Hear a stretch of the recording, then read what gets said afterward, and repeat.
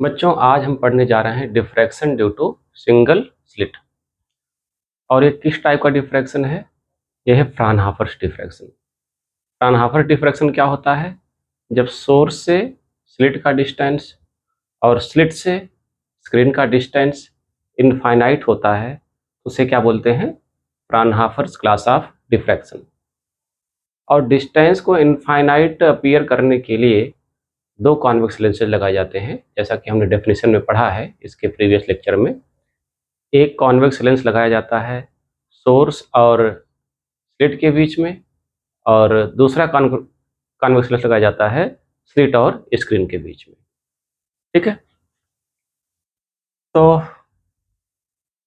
चाहे सोर्स और स्लिट, जैसे हम जब डेफिनेशन हमने पढ़ाया था, तो सोर्स लिया था, ऑब्स्टेकल लिया था, स्क्रीन लिया था। ठीक है, तो एक कॉन्वेक्स लेंस यहाँ लगाया सोर्स और ऑब्स्टेकल के बीच में, एक कॉन्वेक्स लेंस यहाँ लगाया ऑब्स्टेकल और स्क्रीन के बीच में। ऑब्स्टेकल ना लेके हम क्या लेंगे? स्लिट।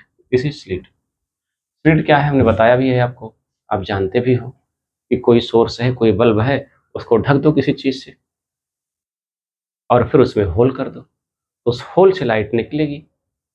कोई होल क्या हो गया? स्लिट। तो slit is like secondary source you can say.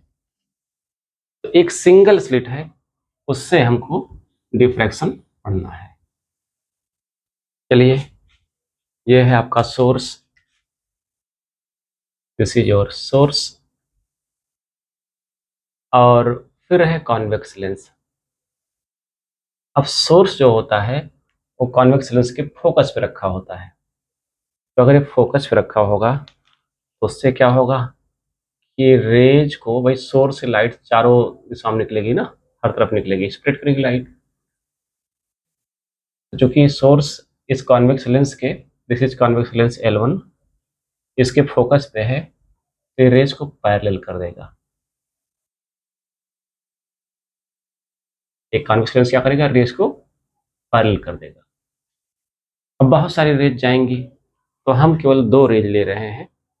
ठीक है, उसी से अपना एक्सप्लेनेशन हम दे देंगे। वही सब्जी बनाने वाली बात कि सब्जी तैयार हुई कैसे जानेंगे? एक आलू निकाला, फोड़ा, वो आलू तैयार है, मतलब पूरी सब्जी तैयार है। वैसे दो रेज को लेकर एक्सप्लेन करेंगे तो पूरे सोर्स से निकलने वाली लाइट के बारे में हमको जानकारी मिल जाएगी। अभी इस सोर्स से लाइट पड़ी कहाँ? एक स्लिट पर। This is slit A B, this is point A, this is point B. ये एक्सट्रीम पॉइंट्स हैं, एंड पॉइंट्स हैं ए और बी। और स्लिट का विड्थ क्या है? मान लो ई है।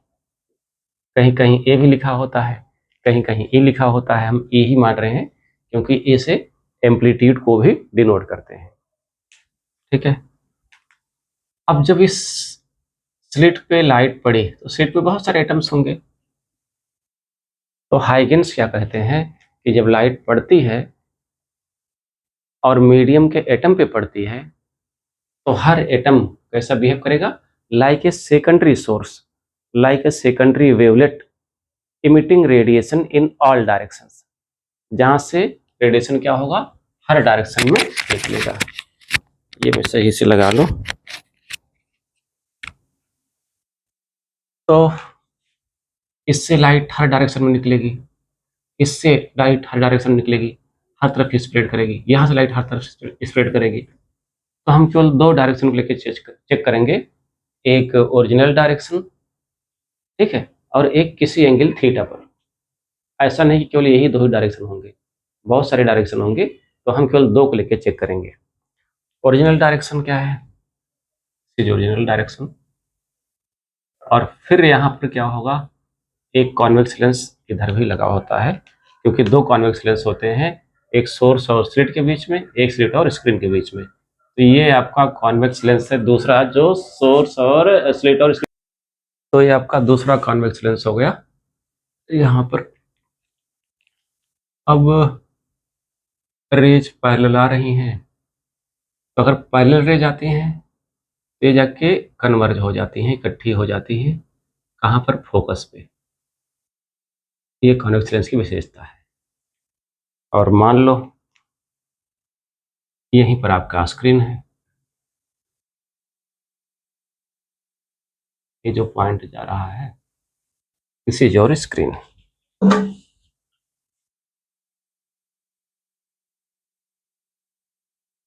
ओके,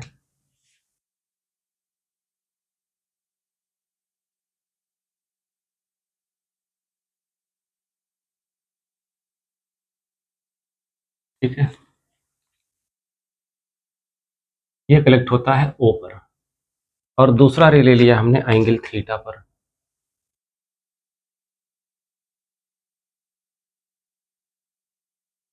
ये ओरिजिनल डायरेक्शन से क्या है,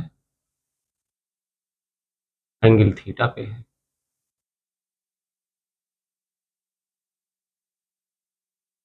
जो कि कलेक्ट होता है पी पर।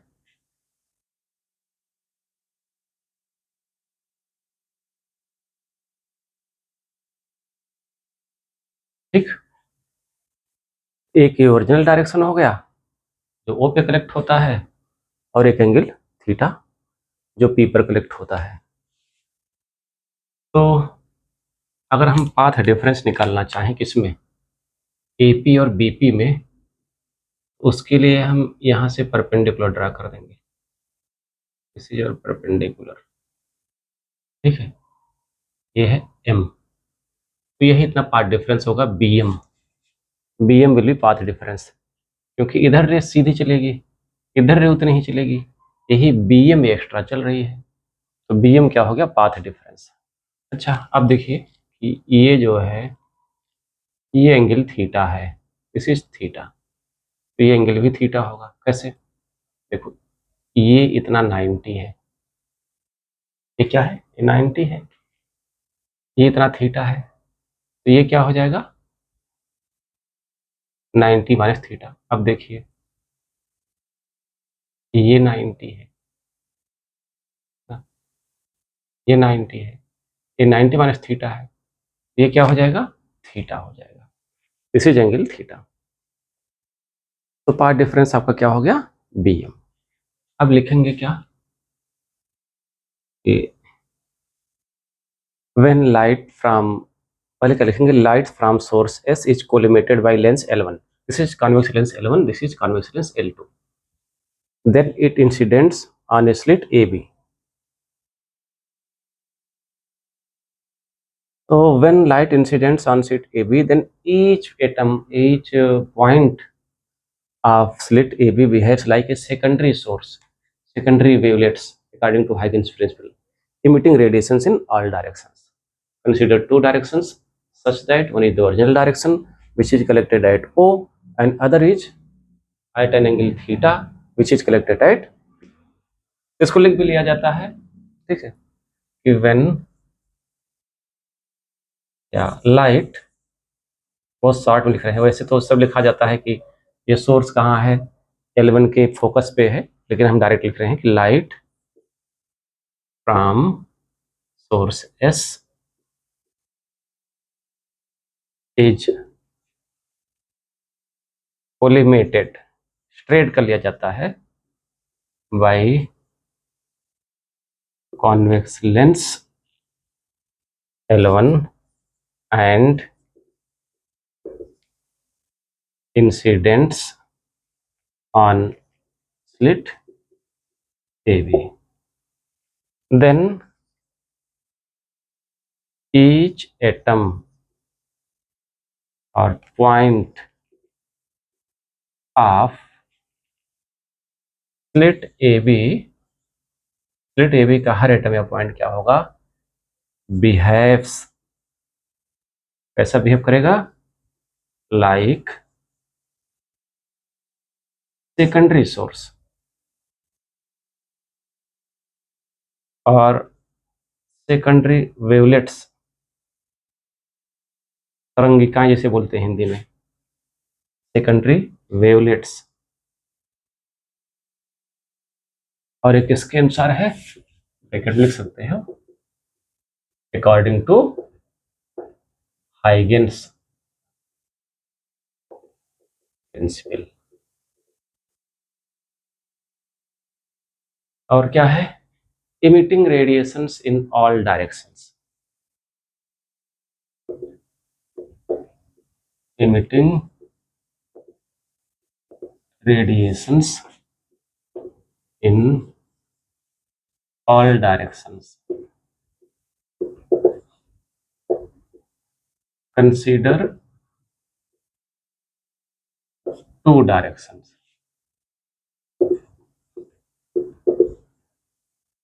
Two directions. Such that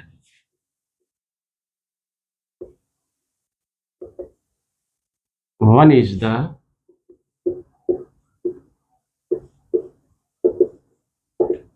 original direction,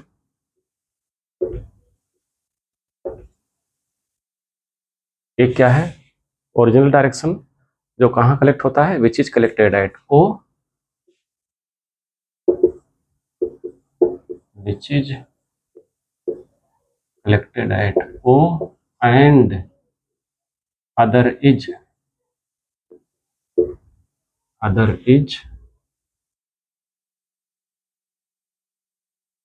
at an angle theta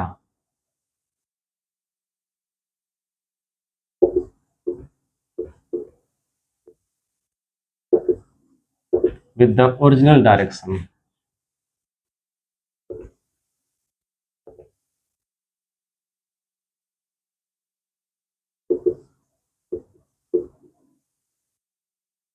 Which is collected at P. Which is collected at P. So let AB equal to E is slit width. Then the path difference between AP and BP, extreme points, yeah, end points AP and BP.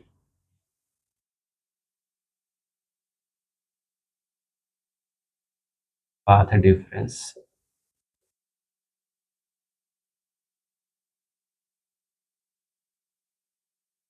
between AP and BP. A and B क्या है, are extreme points या and points. तो ये path difference अगर हम delta से दिखाएं तो this is BM. Path difference is BM. Okay.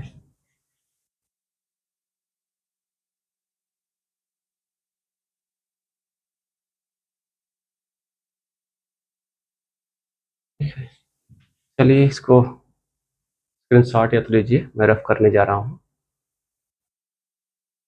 Okay.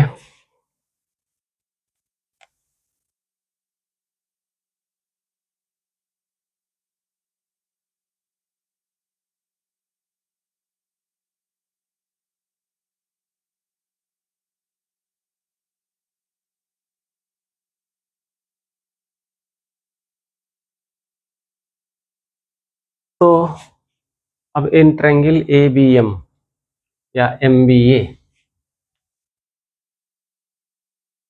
In right angle triangle MBA, angle theta है, इसके सामने परपेंडिकुलर है ना. एंगल के सामने क्या होता है, परपेंडिकुलर, और ये हो जाएगा हाइपोटेन्यूज कर्ड, ये है लंब. तो जब परपेंडिकुलर निकालना है तो क्या लेते हैं, साइन थीटा, और बेस निकालना क्या लेते हैं, कॉस थीटा. तो यहां से अगर साइन थीटा निकालें हम तो क्या हो जाएगा, BM अपान AB, और it is BM upon E, क्योंकि AB क्या है, AB is E. Therefore BM क्या हुआ, E sine theta. BM is E sine theta. Question 2. Then from one path difference क्या होगा, पाथ डिफरेंस क्या है, BM है. पाथ डिफरेंस डेल्टा जो होगा ये भी क्या होगा, E साइन थीटा. इक्वेशन तो अगर ये पाथ डिफरेंस है तो इन एक्सट्रीम पॉइंट्स के बीच में अगर हम फेज डिफरेंस निकालना चाहें तो फेज डिफरेंस क्या होगा, आपको पता है कि पाथ डिफरेंस पता है, तो फेज डिफरेंस हम निकाल सकते हैं। कैसे? फेज डिफरेंस क्या है? 2π/λ इंटू पाथ डिफरेंस। तो therefore corresponding phase difference delta, this will be 2π/λ into path difference, this delta, it is E sin theta। Delta क्या हुआ? 2π/λ E sin theta। Okay, 2π/λ E sin theta। चलिए अब आगे बढ़ते हैं। तो ये फेज डिफरेंस है एंड पॉइंट्स के बीच में। अब इसमें हमने कहा एटॉमिक सोर्सेज होंगे, पॉइंट सोर्सेज होंगे, बहुत सारे एटम्स होंगे। मान लो कितने एटम्स हैं? n, small n। तो इन सारे n पॉइंट सोर्सेज के लिए जो कि ए बी के बीच में है, फेज डिफरेंस क्या है? Delta.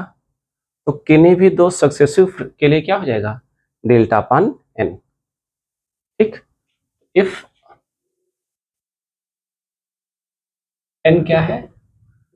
Number of atomic sources और पॉइंट सोर्सेज, जो कि कहाँ है? स्लिट ए बी में, in slit A B, in slit A B.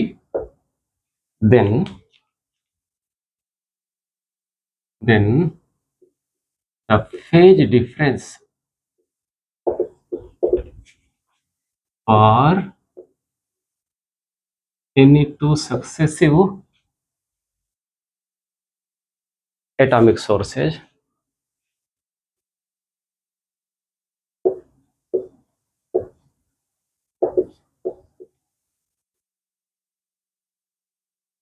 या सेकेंडरी वेवलेट्स, क्योंकि ये एटॉमिक सोर्सेज और क्या कहलाते हैं? Secondary wavelets. ये मान लो ये फाई है, this is total phase difference by number of atomic sources n, और डेल्टा ये आपका है।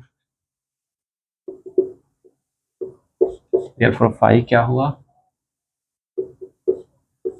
2π/λ E sin theta upon n। कहाँ से? From 4।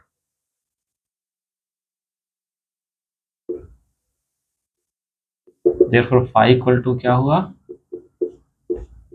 2π/λ E/n sin theta. This is phase difference, है ना? ये क्या है? Phase difference between any two successive point sources. अब यहाँ से जो स्लिट है, एटॉमिक सोर्सेज हैं, सबसे लाइट निकल रही है, सबका अपना अपना एम्पलीट्यूड होगा। मान लो एक एटॉमिक सोर्स का एम्पलीट्यूड क्या है? ए। लेट ए क्या है? Amplitude of a single point source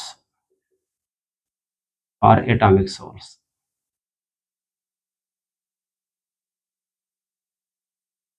ये है एक सिंगल पॉइंट सोर्स या एटॉमिक सोर्स का एम्पलीट्यूड है ए।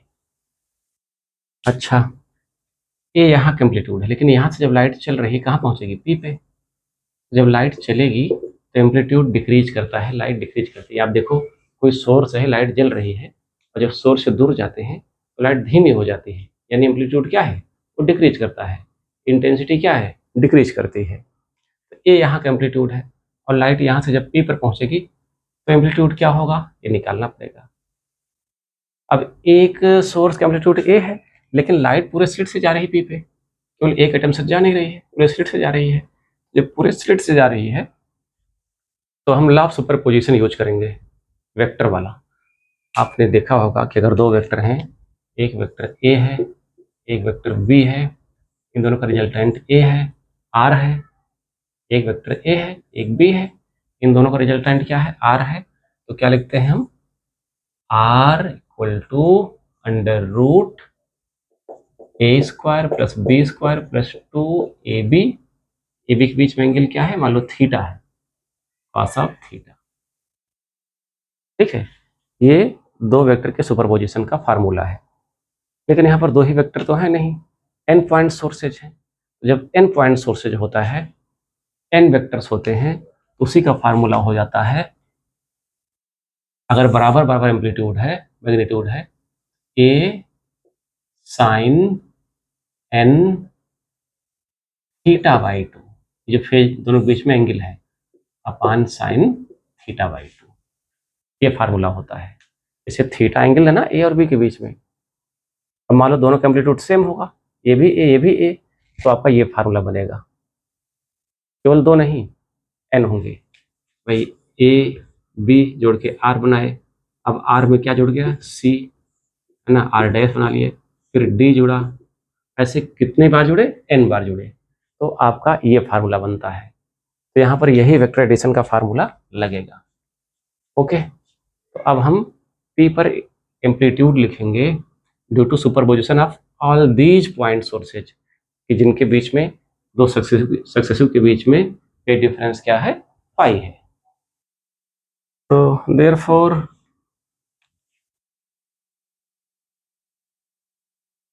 Resultant amplitude at P due to superposition of all n point sources, ये रिजल्टेंट एम्पलीट्यूड जो R होगा, दैट विल बी, एक का एम्पलीट्यूड क्या है, A साइन n, और फेज डिफरेंस क्या है, pi by 2 upon sine pi by 2। अभी वही ये फार्मूला लिखा था, ये फार्मूला है जब n वेक्टर्स जुड़ते हैं। यहाँ लिखेंगे from vector addition, from vector addition formula. ठीक है, इसको नहीं भी लिख सकते हैं, कोई फर्क पड़ने वाला नहीं है। अब फाई क्या है आपका, ये है, देयरफॉर आर क्या है, A sine n by 2, pi is 2 pi by lambda e by n sine theta upon sine 1 by 2 pi by lambda e by n sine theta. ये वैल्यू आपने कहाँ से रखा, फ्रॉम 5, इक्वेशन 5 से आपने रखा। तो ये n कैंसिल, 2 कैंसिल, ये 2 कैंसिल, देयरफॉर r क्या हो गया, A sine pi by lambda E sine theta upon sine pi by lambda E by N sine theta, ये इक्वेशन। अब pi by lambda E sine theta, ये ऊपर भी आ रहा है नीचे भी आ रहा है, इसको हम कुछ मान लेते हैं। तो क्या मान लिया, लेट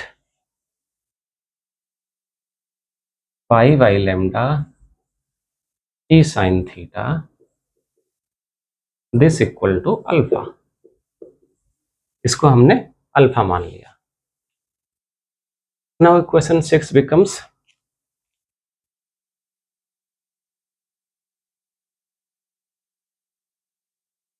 इक्वेशन 6 आपका क्या हो जाएगा, R equal to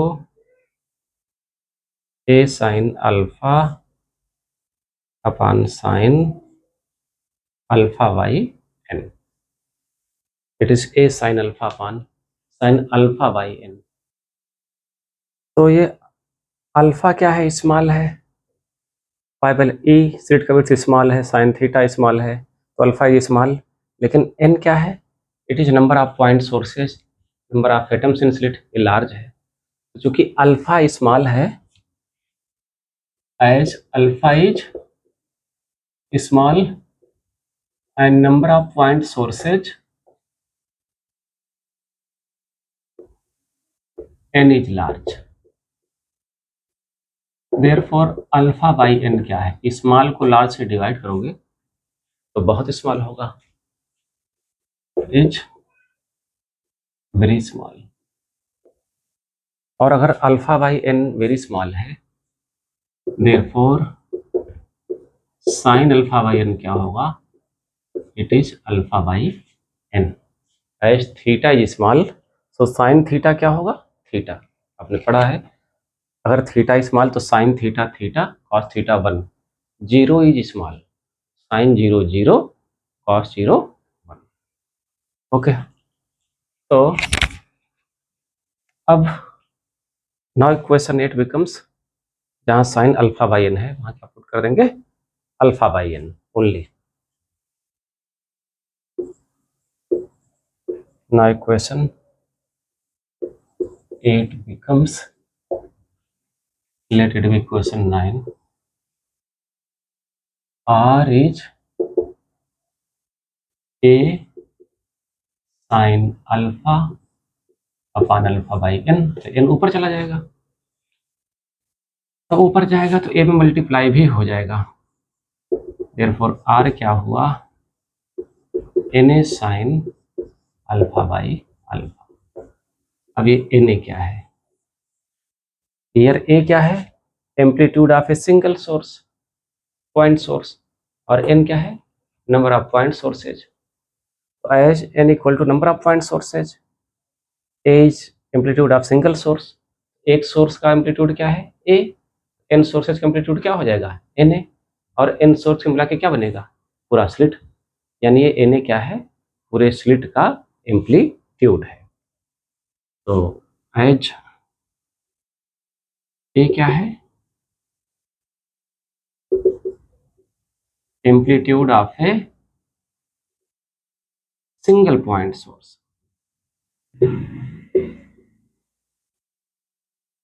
and N क्या है, number of point sources, N हो गया number of point sources. Then N A equal to A मान ले रहे हैं, is the amplitude of all n point sources,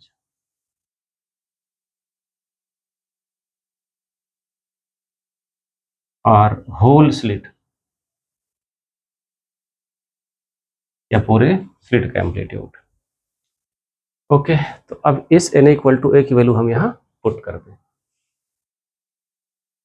तो ये ए क्या होगा, जैसे हमने स्लिट बनाया था, इस स्लिट का एम्पलीट्यूड ए है ना, स्लिट बनाया था ना, सोर्स था, लेंस था, स्लिट था, फिर लेंस, फिर स्क्रीन, इस स्लिट का एम्पलीट्यूड यहाँ का कैपिटल ए है।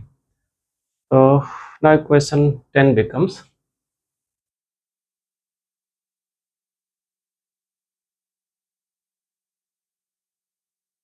इक्वेशन 10 बिकम्स, क्या होगा equation 10, R equal to A sine alpha upon alpha, this is equation 12, this is amplitude. और अब अगर आर क्या है, R is amplitude at P, जो लाइट पहुंच रही पी पर उसका एम्पलीट्यूड है। अगर एम्पलीट्यूड पता है तो हम पी पर इंटेंसिटी भी निकाल सकते हैं, क्योंकि इंटेंसिटी क्या होती है, एम्पलीट्यूड का square. Therefore resultant intensity is resultant intensity at P due to all point sources और होल स्लिट, और क्योंकि सारे पॉइंट सोर्स को मिला के क्या बन रहा है, पूरा पूरा स्लिट बन रहा है, due to all point sources और होल स्लिट। तो रिजल्टेंट इंटेंसिटी जो आई है, it will be R square and I will be a, it is 13 a sin alpha by alpha a whole square। ये कैसे आया, यूजिंग 12 इन 13, 12 value कहाँ रखा, 13 में। You will get a equal to I equal to a square sine alpha by alpha का whole square. तो ये क्या है, स्लिट का एम्पलीट्यूड, और स्लिट पे इंटेंसिटी क्या होगी, मैक्सिमम होगी, क्योंकि यहीं से आगे लाइट बढ़ती है। तो इस मैक्सिमम को मानते हैं I naught. Let A square क्या है, आई नॉट, या here I naught is maximum intensity of slit. Now question 14 becomes,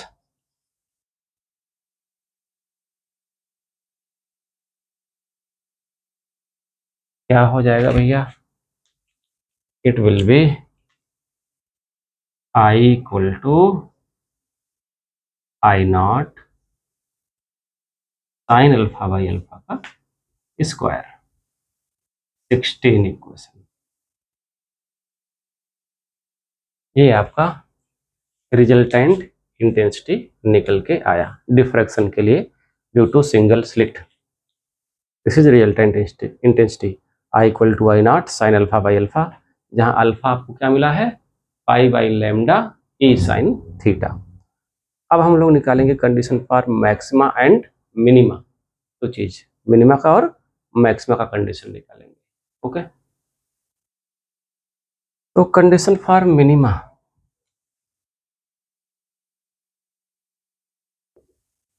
condition for minima, पहले मिनिमा निकाल लिया जाए, अंधेरा कायम हो। तो मिनिमा के लिए इंटेंसिटी क्या होगी, 0, है ना। For minima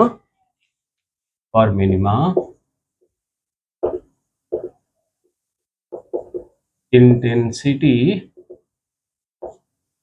I equal to 0, और आई क्या है, ये इतना है, और I not sine alpha by alpha का स्क्वायर क्या हुआ, 0, कहाँ से, फ्रॉम 16। अब I not into sine alpha by alpha का होल स्क्वायर 0 है, या तो आई नॉट 0 होगा या साइन अल्फा बाई अल्फा का होल स्क्वायर 0 होगा। तो आई नॉट तो 0 होगा नहीं, क्यों, क्योंकि आई नॉट है स्लिट की इंटेंसिटी। अगर आई नॉट 0 हो गया मतलब स्लिट से लाइट निकल ही नहीं रही है, तो हम लोग फालतू में परेशान हैं, जबकि स्लिट से लाइट निकलने का ही हर चीज़ कमाल है ना, उसी का तो कमाल है। तो आई नॉट 0 नहीं होगा तो क्या होगा, therefore sine alpha by alpha का होल स्क्वायर इक्वल टू 0 और sine alpha by alpha equal to 0 और साइन अल्फा इक्वल टू 0। अब देखेंगे कि अल्फा के किन किन वैल्यूज पे साइन की वैल्यू 0 होती है। तो साइन 0 0, फिर साइन पाई 0, साइन 2 पाई 0, साइन 3 पाई 0, साइन 4 पाई 0, है ना। तो 0 नहीं लेंगे क्योंकि 0 पे अल्फा 0 पे क्या हो जाएगा, थीटा 0 आ जाता है। अल्फा आपका है pi by lambda E sine theta, और अल्फा 0 है भाई, पाई तो 0 होगा नहीं, लैम्डा 0 होगा नहीं, लाइट निकल रही है, कुछ न कुछ वेवलेंथ होगा, ई 0 नहीं होगा, स्लिट का विड्थ है, तो साइन थीटा 0 होगा। साइन थीटा 0 मतलब थीटा 0, और अगर थीटा 0 मतलब क्या, थीटा आपका ओरिजिनल डायरेक्शन था, है ना, थीटा ओरिजिनल डायरेक्शन से एंगल है। अगर थीटा 0 मतलब थीटा जीरो होने पे क्या हो जाएगा, ओरिजिनल डायरेक्शन ही हो जाएगा। और ओरिजिनल डायरेक्शन कहाँ मिलेगा, तो ओरिजिनल डायरेक्शन पे क्या मिलेगा, ओरिजिनल डायरेक्शन पे मिलेगा प्रिंसिपल मैक्सिमम, है ना। तो theta alpha equal to zero नहीं लेंगे, देयरफॉर अल्फा क्या हो जाएगा, पाई। जीरो तो होगा, मैथमेटिक्स के अनुसार जीरो होगा, लेकिन यहाँ हम नहीं लेंगे, है ना। पाई, 2 पाई, 3 पाई, और अल्फा क्या हो गया, एम पाई। इक्वेशन यहाँ लिखेंगे वेयर एम इक्वल टू 1 2 3, ये क्या होगा, order of minima, order of minima. Okay, चलिए इधर रफ करें। तो ये हो गया आपका, अल्फा क्या है, pi by lambda E sine theta equal to M pi. ये किसी इक्वेशन माना गया है, उस इक्वेशन नंबर को आप देख लेंगे लेक्चर से। हम यहाँ लिख दे रहे हैं, सिंस अल्फा क्या है, pi by lambda E sine theta. Exam में आप क्या लिख सकते हैं, from that equation, pi pi cancel हो गया, ई साइन थीटा क्या हुआ, एम लैम्डा। ये इक्वेशन समथिंग, हाँ 16 में इंटेंसिटी थी, 17 हो जाएगा। Okay, so this is condition for minima. So here m equal to 0 is not taken, as for m0 alpha 0 then theta 0, है ना, क्योंकि अल्फा 0 तो theta 0, which is original direction, which is original direction. Exam में इसको लिखने की जरूरत नहीं है, ये तो हम समझाने के लिए बता रहे हैं, एग्जाम में बस कंडीशन लिखिए बस। तो आज हम सोच रहे हैं कि लेक्चर को यहीं पे रोक दें, नहीं तो एक ही लेक्चर काफ़ी लेंदी हो जाएगा। अब नेक्स्ट लेक्चर में हम कंडीशन फॉर मैक्सिमा और किन किन पॉइंट पे इंटेंसिटी मैक्सिमम मिलती है, क्या रेशियोज होते हैं, और इंटेंसिटी डिस्ट्रीब्यूशन कर्व, ये पूरी बात बताएंगे नेक्स्ट लेक्चर में। आज की यात्रा यहीं पर रोकते हैं। Okay, all the best.